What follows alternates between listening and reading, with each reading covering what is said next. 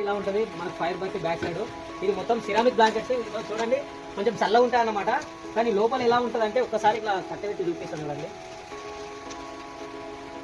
ఇక్కడ చూడండి కొంచెం ఇక చూడండి ఎంత రెడ్గా ఉన్నాయో. చూడండి ఇంత రెడ్గా ఉంటాయి.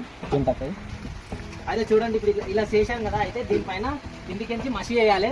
మసి వేసి దీనిపైన అట్టలు పెట్టాలి మనకి. ఎందుకంటే సిరామిక్ బ్లాంకెట్స్ అనేవి డ్యామేజ్ కాకుండా అట్టలు పెట్టి అట్టల మీద అవి అట్టలు అంటుకుపోయే లోపు మనం మసి వేయాలన్నమాట దానిపైన. అయితే కొంచెం కొంచెం పెట్టేసి వేసుకుంటే పై వరకు వెళ్ళాలి. మొత్తం కమ్మేసేయాలి.